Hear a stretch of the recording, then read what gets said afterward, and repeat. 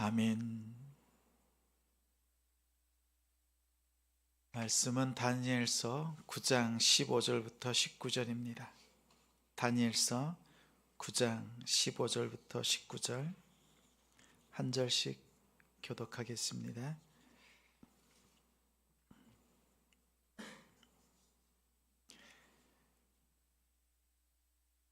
다니엘서 9장 15절부터 19절 제가 먼저 읽겠습니다. 강한 손으로 주의 백성을 애굽 땅에서 인도하여 내시고 오늘과 같이 명성을 얻으신 우리 주 하나님이여, 우리는 범죄하였고 악을 행하였나이다. 주여 구하옵나니 주는 주의 공의를 따라 주의 분노를 주의 성 예루살렘 주의 거룩한 산에서 떠나게 하옵소서. 이는 우리의 죄와 주의 조상들이 죄악으로 말미암아 예루살렘과 주의 백성이 사면이 있는 자들에게 수치를 당함이니이다. 그러하온즉 우리 하나님이여, 지금 주의 종의 기도와 간구를 들으시고 주를 위하여 주의 얼굴빛을 주의 황폐한 성소에 비추시옵소서. 나의 하나님이여, 귀를 기울여 들으시며 눈을 떠서 황폐한 상황과 주의 이름으로 일컫는 성을 보옵소서. 우리가 주 앞에 간구하옵는 것은 우리의 공의를 의지하여 하는 것이 아니요 주의 큰 긍휼을 의지하여 함이니이다. 19절 함께 있습니다. 주여 들으소서, 주여 용서하소서, 주여 귀를 기울이시고 행하소서. 지체하지 마옵소서. 나의 하나님이여, 주 자신을 위하여 하시옵소서. 이는 주의 성과 주의 백성이 주의 이름으로 일컫는 바 됨이니이다. 아멘. 우리는 다 주의 것입니다. 우리는 다 주의 것입니다. 라는 제목으로 말씀 전합니다. 기도가 쉬울 때도 있고 어려울 때도 있습니다. 예배나 모임이 있을 때, 기도를 맡았을 때, 또 갑자기 부탁을 받았을 때 순간 어떻게 기도해야 될까, 이럴 때가 왕왕 있습니다. 그때는 목사님과 눈을 마주치지 않습니다. 괜히 성경만 뚫어지게 쳐다봅니다. 혹시나 내 이름이 불릴까 봐 두근두근 하기도 합니다. 그렇죠? 대표 기도를 맡으면 한 주간 내내 하나님 앞에 마음을 드리면서 기도를 준비하면서 분주합니다. 정말 어떻게 기도해야 되나, 그렇게 오랫동안 기도했음에도 불구하고 기도를 맡는다는 것은 참으로 힘이 듭니다. 대표 기도보다, 예배 가운데 대표 기도보다 더 힘든 기도가 있습니다. 장례식장에서 기도를 맡았을 때 정말 어떻게 기도해야 되나, 이럴 때가 한두 번이 아닙니다. 더욱이 믿지 않는 사람, 믿지 않는 가정에 가서 기도할 때는 더더욱 힘이 듭니다. 심지어 감사할 수 없는 그 조건에서 감사로 기도해야 되는 것 알면서도 적지 않게 힘이 붙이기도 합니다. 이처럼 기도는 장소에 따라서, 모여 있는 대상에 따라서 기도가 달라집니다. 가만히 보면 성경에 모범적인 기도가 많이 나와 있습니다. 아브라함의 기도, 이삭과 야곱, 모세, 이들은 임종 직전에 각 지파들의 이름을 부르면서 자녀손들을 위해서 기도한 기도문들이 있습니다. 축복 기도가 있습니다. 족장들의 기도죠. 하나님께서 제사장들에게도 기도문을 주셨습니다. 민수기 6장에 아론과 제사장들의 축복 기도문이 있지요. 지키시고 복 주시고 은혜 주시고 평강을 선포하라. 그러면 내가 복과 또한 평강을 주리라 하나님께서 말씀하셨습니다. 다윗과 솔로몬의 기도, 시편, 여러 말씀들 중에서 또 기도의 문장들이 아주 많습니다. 선지자들의 기도가 있습니다. 사도 바울의 기도는 성경 곳곳에 기록되어 있습니다. 그 중에서 제일 가는 기도는 무엇일까요? 무엇이라고 생각되세요? 예수님께서 가르쳐 주신 주기도문. 이 기도만큼 확실하고 뛰어난 기도는 없습니다.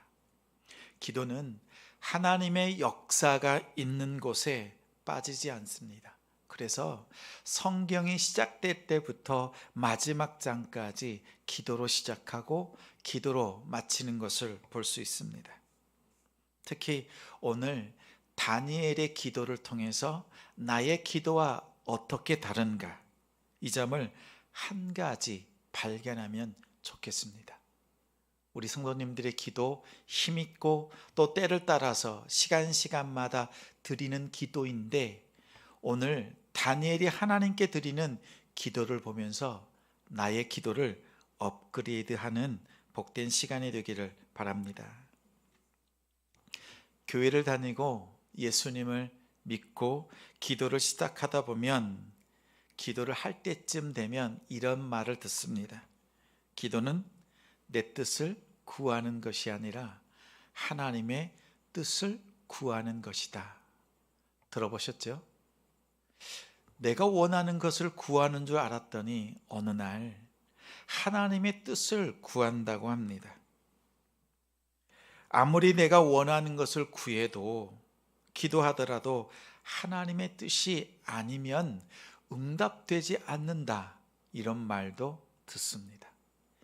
이 과정 가운데 있거나 이 과정을 지난 성도님들은 오늘 다니엘의 기도까지 나아가기를 소망합니다.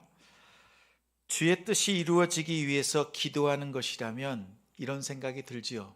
하나님께서 나로 하여금 기도하게 하신 것은 하나님의 뜻을 이루기 위한 것이라면 나는 하나님의 도구네.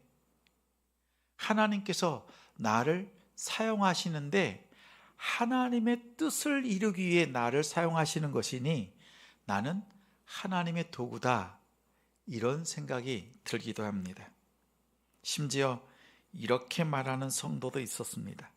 어차피 하나님의 뜻은 하나님의 때에 하나님이 이루시는데 내가 기도할 필요 있나? 이렇게 말하는 성도도 있었습니다. 내가 기도하든지 안 하든지 하나님은 하나님의 뜻을 하나님의 때에 하나님께서 이루실 거잖아요. 맞아요, 안 맞아요? 맞아요? 맞다고 하기에는 뭔가 조금 빈틈이 있는 것 같기도 하고, 목사님이 의도한 바가 있는 것 같기도 하고, 그렇죠? 하나님의 때에 하나님의 이루실 거니까 내가 기도하지 않아도 된다, 오히려 내 기도가 방해가 될 수 있다, 이렇게 말하는 성도를 보면서 마음이 아팠습니다. 기도를 운명론적으로 바라본 거죠. 기도를 잘못 배운 것입니다. 성경에 보면 소돔과 고모라에 사는 조카 롯을 위해서 아브라함이 기도합니다. 그러자 하나님께서 이렇게 말씀합니다. 아브라함을 생각하사 롯을 구원하셨다. 욥의 기도를 들으시고 그 친구들에게 은혜를 베푸셨다. 모세의 중보 기도를 통해서 금송아지 만든 백성들을 향한 재앙이 멈추고 하나님의 용서가 임했다. 히스기야가 기도하자 15년 동안 생명이 연장되었다. 성경에는요, 하나님의 응답, 기도의 역사, 그 결과가 바뀐 일들이 수없이 증거되고 있습니다. 운명적으로 정해진 것이 아닙니다. 이처럼 기도는 만사를 변화시킵니다. 하나님께서 뜻을 돌이키시고 환경을 바꾸어 주시는 것, 여러분의 기도를 통해서 하나님께서는 뜻을 돌이키시고 환경을 바꾸어 주십니다. 또 어떤 성도는 이렇게 기도합니다. 오직 기도에 자신의 모든 시간을 쏟아붓습니다. 그리고 마음에 감동 주시는 대로 순종하기를 애씁니다. 그래서 기도 중에 마음 주시면, 누군가 생각이 나면 그 사람에게 전화하고 찾아가고 중보기도 하고, 무슨 사역이 생각이 나면 또 쫓아가서 순종하고 기도하고 이렇게 합니다. 하나님이 원하시는 것이니까 즉각 순종하고 그분의 뜻대로 살려고 부단히 애를 씁니다.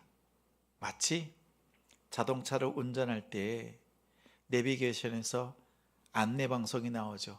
오른쪽으로 가세요 라고 하면 오른쪽으로 가고, 왼쪽으로 가세요 라고 왼쪽으로 가고, 혹여나 오른쪽으로 가라고 했는데 잠깐 놓쳤어요. 그러면 직진하잖아요. 그러면 마음에 막 채찍질합니다. 내가 성령의 세미한 음성을 놓쳤다고. 마치 그것처럼, 내비게이션의 안내처럼 성령께서 자신을 그렇게 인도한다고 생각합니다. 그리고 즉각적으로 순종하는 것, 행동하는 것이 바른 순종이라고 생각합니다. 이것이 성령의 인도받는 신앙생활이라고 생각합니다.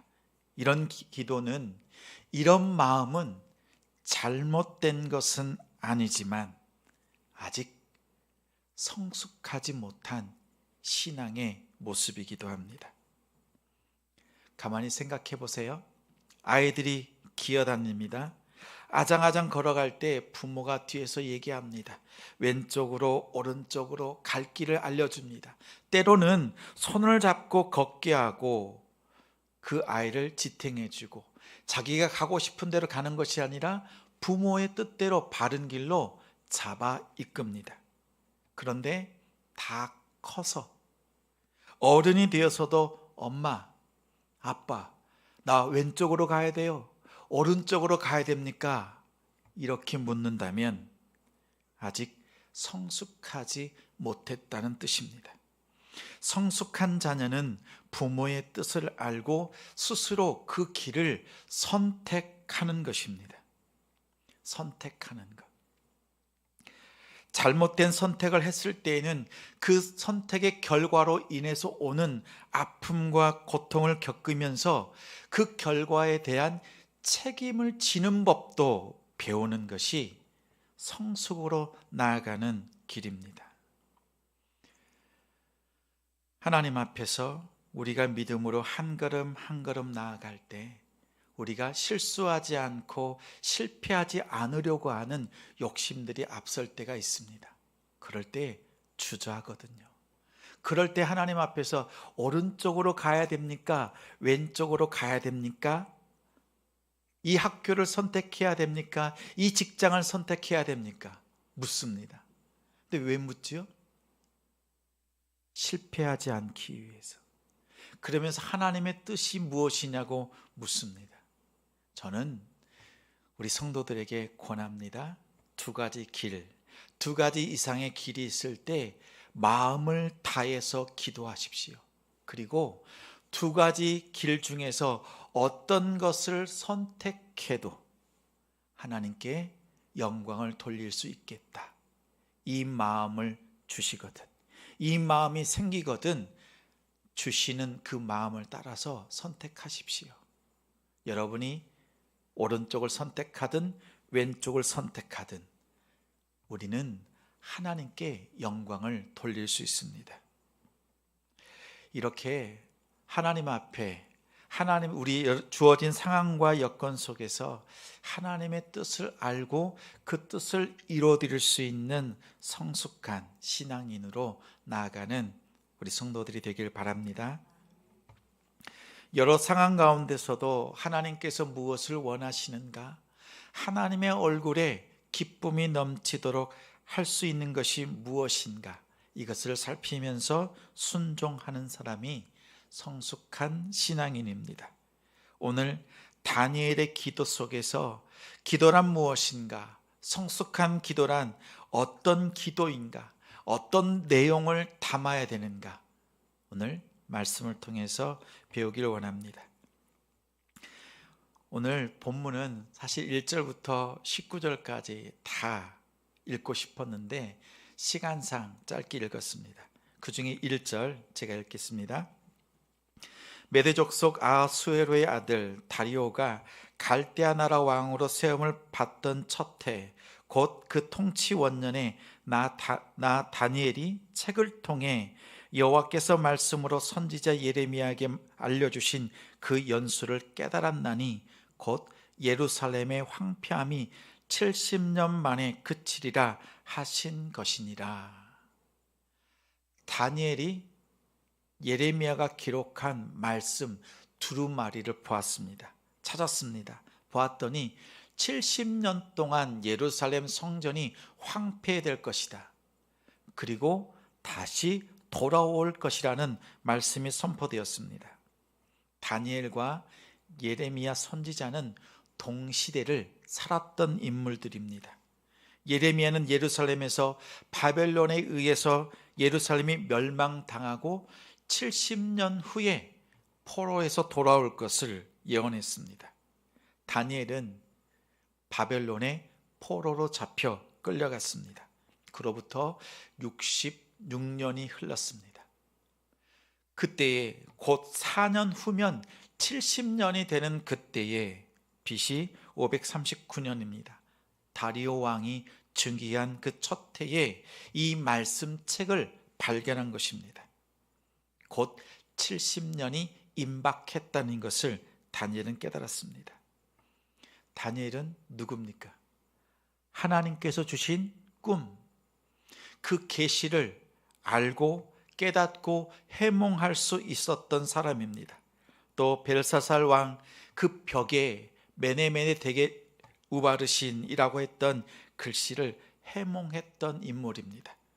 하나님이 주시는 계시도 보았고 해석할 수 있었지만 하나님의 구원의 계획, 70년 만에 구원하시고 돌아오게 하신다는 그 말씀은요, 그 구원의 계획은 말씀을 통해서 깨달았다고 고백합니다. 구원의 계획을 발견하는 것, 나의 구원의 계획, 우리 가정, 나라와 민족을 향한 하나님의 구원의 계획을 발견하는 것, 이것이 얼마나 큰 은혜인 줄 모릅니다. 이 구원의 은혜를, 하나님의 그 계획을 발견한 사람은요, 기도를 포기할 수 없습니다. 분명 다니엘은 압니다. 자신의 이름의 뜻이요, 오고 오는 시대를 심판하시는 하나님이란 뜻이에요. 그가 바라보았던 신상이 무엇입니까? 금, 은, 동, 철, 진흙 섞여 있는 그 큰 신상을 보았잖아요. 그래서 아수르, 바벨론, 페르시아 이런 제국들이 멸망하는 것들을 다 바라보는 그 계시를 해몽했던 다니엘입니다.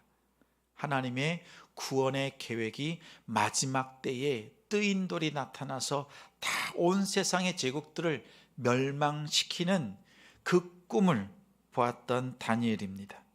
하나님의 구원의 계획은 마지막 그 뜨인 돌 예수 그리스도를 통해서 마지막 시대를 열고 닫으시는 그 계획을 보았던 것입니다. 다니엘은 하나님의 구원의 계획을 발견하고 자신의 자세를 고쳐잡습니다. 죄를 쓰고 베옷을 입고 하나님 앞에 통곡하듯이 엎드렸습니다. 그는 그의 삶 속에서 하나님의 뜻을 구하는 것 가장 먼저 두었습니다. 마태복음 6장 33절에 우리가 익히 아는 말씀이 있지요. 너희는 먼저 그의 나라와 그의 의를 구하라. 그리하면 이 모든 것을 너희에게 더하시리라. 내가 하나님의 것을 먼저 하면 하나님께서 나의 모든 것, 내가 구하지 않았지만 내 자녀들, 내 가정들 하나님께서 다 책임져 주신다. 이러한 차원을 뛰어넘습니다. 우선순위의 문제를 더 뛰어넘습니다. 우리가 하나님의 구원의 계획을 알고 하나님의 뜻을 먼저 구하면 우리의 삶은 변한다. 바뀔 수밖에 없다는 뜻이 이 안에 담겨져 있습니다. 예수님께서 십자가의 길을 걸으신 이유는 무엇입니까? 그 길, 죽음의 길을 아셨습니다. 그 길을 피할 수도 있었습니다. 거부할 수도 있었습니다. 그러나 아버지의 뜻이 나를 통해서 이루어질 때 세상에 구원이 선포됨을 아셨기에 그 길을 걸어가셨던 것입니다. 아버지의 뜻을 먼저 구할 때 변합니다. 우리의 삶 속에도 그러하지요. 로마서 8장 28절에 합력하여 선을 이룬다는 것은 어떤 뜻입니까? 여러 사람이 같이 힘을 모두어서 들면 백지장도 가볍다, 이런 뜻일까요? 또 합력해서 선을 이룬다면, 서로 힘을 합친다면 시너지가 난다, 이런 뜻이겠습니까?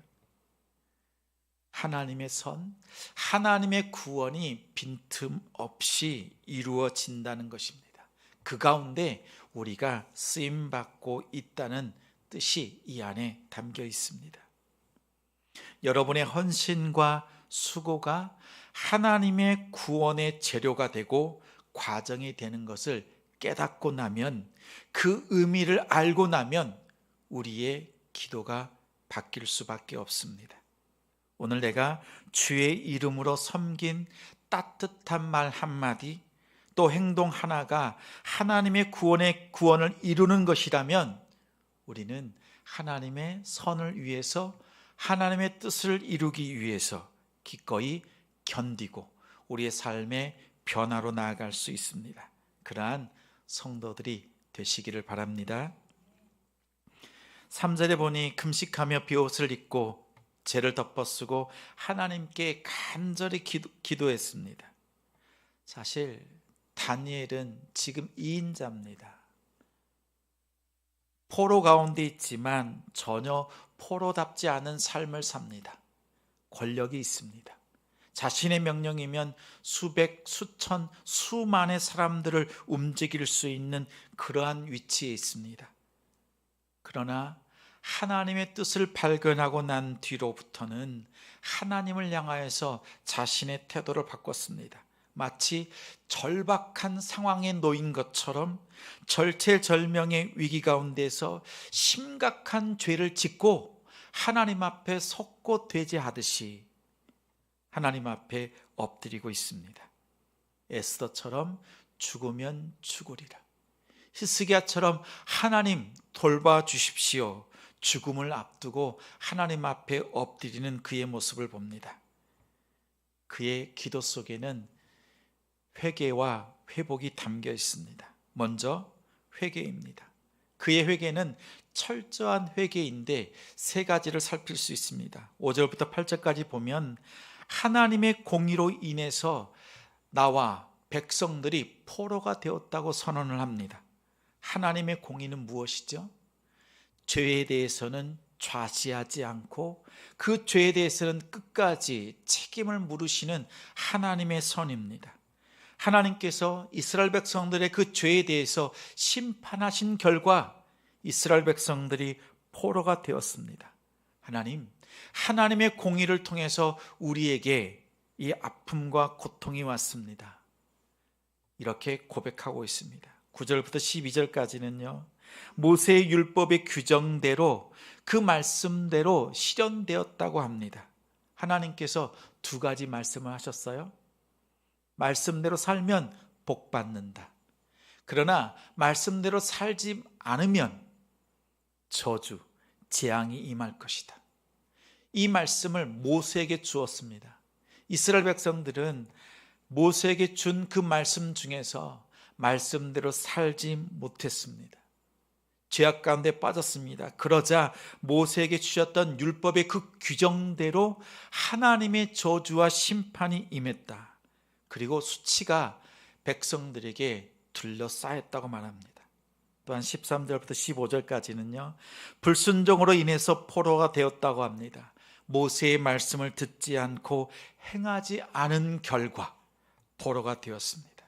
이 말은 이 세 가지는 하나님의 공의, 모세의 율법, 불순종, 이 모든 것은 철저하게 우리 나라와 민족의 죄 때문에 하나님께서 공의를 베푸신 것이고, 율법의 말씀이 능력으로 나타난 것이고, 불순종을 통해서 우리가 수치를 얻게 되었습니다. 하나님, 우리의 죄를 용서해 주옵소서. 이렇게 철저하게 회개하고 있는 모습을 발견합니다. 두 번째는 회복을 선언합니다. 이 회복은 나의 아픔과 고통을 부르짖기보다 하나님 입장에서 간구하는 말씀입니다. 이 말씀은 오늘 본문에 함께 읽었던 말씀인데 가만히 살펴보십시오. 저는 다니엘의 기도문을 살피면서 이렇게 하면 되겠구나, 이렇게 하면 하나님께서 응답하지 않고서는 견딜 수 없겠구나, 이 한 가지를 발견했습니다. 16절에 보면 이렇게 말합니다. 우리가 수치를 당했습니다. 이렇게 말하지 않습니다. 주의 백성이 수치를 당했습니다. 주의 은혜의 얼굴을 비춰 주옵소서, 이렇게 말합니다. 이 둘의 차이는 같은 듯 다릅니다. 우리가 수치를 당한 것이 아니라 주의 백성이 수치를 당했습니다. 다시 말하면 우린 기도할 때 이렇게 기도하지요. 하나님, 힘들고 어렵습니다. 아픕니다. 고통스럽습니다. 나의 기도에 응답해 주옵소서라고 기도하죠. 근데 우리 기도를 조금 바꿔보는 거예요. 하나님의 자녀가 아픕니다. 하나님의 자녀가 고통 가운데 있습니다. 하나님의 은혜를 비춰 주옵소서라고 하는 거예요. 나를 볼 때 나의 시선으로, 내 입장에서 나를 보는 것이 아니라 하나님의 시선으로 나를 바라보면서, 하나님, 나는 주의 백성입니다. 주의 자녀입니다. 하나님의 자녀를 돌아봐 주십시오 라고 기도하는 거예요. 그러면 하나님의 시선이, 하나님의 마음이 하나님의 자녀와 백성을 향해서 돌아옵니다. 17절에는 주의 얼굴을 성소에 비춰 주옵소서 간절히 하나님께 기도했습니다. 18절에는 우리의 공의보다 하나님의 긍휼을 의지합니다. 하나님 앞에서 고통과 아픔을 겪을 수밖에 없었던 이유가 무엇입니까? 하나님께서 펼치는 두 가지 카드가 있습니다. 먼저는 하나님의 공의지요. 두 번째는 하나님의 사랑, 자비, 긍휼입니다. 하나님께서 먼저 사용하신 공의, 그 공의를 통해서 우리의 죄가 다 드러났고, 하나님의 공의 때문에 심판당하고 아픔을 당하고 포로가 되었습니다. 하나님, 이제 하나님이 가지고 계신 다른 한 카드, 그 긍휼의 카드를 사용해 주옵소서. 이제 하나님 앞에 나아갈 때 우리가 거룩함으로 허리를 동이고 담대함으로 나가는 것이 아니라, 우리의 연약함 가운데 있지만 우리의 의를 의지하지 않고 하나님의 긍휼을 구합니다. 이렇게 하나님 앞에 나아갑니다. 19절 말씀 우리 화면을 보고 함께 읽겠습니다. 주여 들으소서, 주여 용서하소서, 주여 귀를 기울이시고 행하소서. 지체하지 마옵소서. 나의 하나님이여, 주 자신을 위하여 하시옵소서. 이는 주의 성과 주의 백성이 주의 이름으로 일컫는 바 됨이니이다. 아멘. 교회에서 주여 삼창을 하는 근거 구절로 제시되는 말씀이지요. 주여 들으소서, 주여 용서하여 주옵소서, 주여 귀를 기울이시고 행하소서. 지체치 마옵소서. 주여, 주여, 주여. 그 다음에 이런 말씀이 나옵니다. 주 하나님 자신을 위하시옵소서. 하나님 자신을 위하여서 회개에 응답하여 주시고, 하나님 자신을 위하여서 이 하나님의 자녀들을 향하여서 회복을 베풀어 달라고 간구합니다. 그리고 우리는 다 주의 백성, 주의 자녀들입니다. 우리는 다 주의 것입니다. 내가 원하는 것을 구하기보다 지금 하나님께서 가장 관심 있어 하는 것은 자신의 자녀들, 자신의 백성들이 하나님께로 돌아오는 것, 그 마음을 돌이켜서 하나님 앞에 리턴 투 갓 하는 것을 하나님은 기다리고 계십니다. 오늘 다니엘의 기도는 하나님을 향하여서 하나님의 시선으로 자신을 바라보고 백성들을 바라보면서 기도하고 있습니다. 다니엘처럼 하나님 앞에 기도하는 성도가 됩시다. 주여 들으소서, 용서하여 주옵소서, 행하여 주옵소서. 이 모든 것은 하나님 자신을 위해서, 여호와 하나님을 위해서 우리의 기도를 들으시고 용서하여 주시고 행하여 주옵소서. 그 목적은 하나님의 백성, 우리는 하나님의 소유되어 싸우니 하나님의 소유된 백성들을 버리지 마옵소서. 기억하여 주옵소서. 회복시켜 주옵소서. 우리는 다 주의 것입니다. 주의 소유되었습니다. 하나님 기억해 주옵소서. 이렇게 기도할 수 있는 우리 성도님들이 되시기를 주님의 이름으로 축원합니다. 우리 함께 주님 앞에